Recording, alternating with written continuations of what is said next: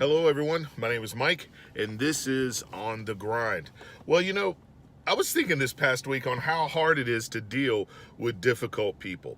How hard is it for us to deal with difficult people? I mean, there are those some people that they argue no matter what you do. They fight you no matter what you do. It's like they're always fighting. And especially if you watch TV nowadays, and it seems like everybody's always, especially in the political realm, that everybody's constantly fighting. They're constantly at each other's throats. And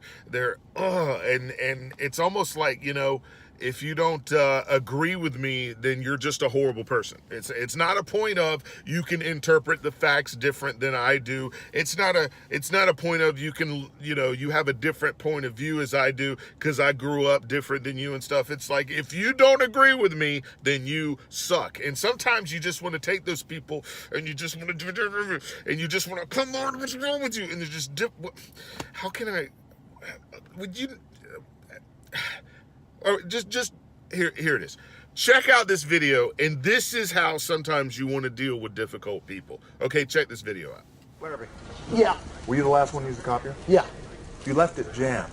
So, why don't you unjam it? Just open the door, read the instructions. Is this your stapler? Yeah. You want me to show you how to use it? No. Oh! Now why don't you unjam that? 23. Yes. Can I have a moment, please? Sure. Yes, Chief. Let me... Right? Don't you just want to pap right in the forehead, right? Because because they're like, and you're just like, you just want to put them right in the forehead, right? And so God has given us something. There's all kinds of Bible verses about dealing with difficult people, but I really like this one. This is in 2 Timothy 2:23. It's in the New Living Standard Version. It says that, the New Living Translation, NLT, sorry. And it goes like this. Again, I say, don't get involved in foolish, ignorant arguments that only start fights. Try not to don't get involved in the argument to begin with if you know if it's going to start a fight. Now, you got to be comfortable in your relationship with people. Because there's a friend of mine that me and him can argue politics back and forth all day, and we're still friends, okay? He can get mad at me and say, hey, look, you kind of upset me with this. You might have went too far with this. I can get mad at him and say that. But at the end of the day, we've known each other since high school, so we're friends, okay?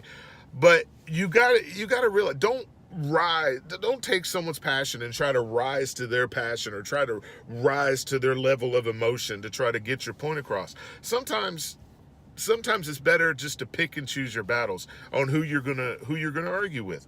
I know there's times you got to confront something. I know there's times where you work as a manager or you own a business and you got to say, hey, look, there's certain things you can't overlook. Okay, but when you're dealing with people in everyday life, I think a lot of times we got to really pick and choose our battles. You know what I'm saying? Don't get into a fight with someone unless you have to. And if you're going to get in a fight with someone, be civil. If they're winning in the facts department, don't go to personal attacks. A lot of times if somebody starts winning and you have nothing to refute back to them, then it turns into a personal attack. Don't do that.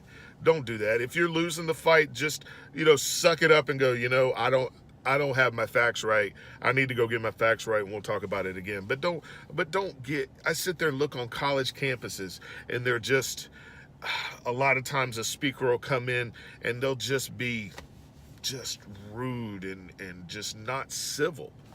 We're losing civility, people, and that means that not only when you lose being civil to each other, you don't just lose respect for that person. You're losing respect for yourself.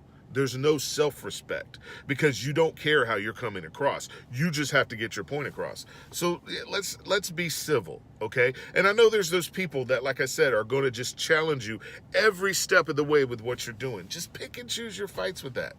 But I was praying one day and I was praying about somebody who had just gotten on my last nerve.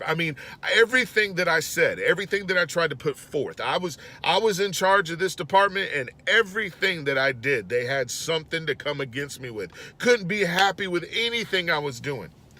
And I was just like, Lord, you need to do something about them. You need to do something about, they're such a difficult person. And then I felt like God told me, yes, they are. But is it possible you could be a difficult person to someone else?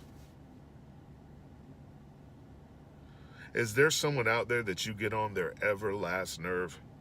Is there someone out there that you force them to pray about you? I don't want to be that person. I don't think any of us really want to be that person, but I think at times we can be. So just take that to account. And just a warning, okay? Don't use any staplers on people's heads, no matter how much you want to. All right? All right. Well, guys, thank you so much for watching. I love all y'all to death.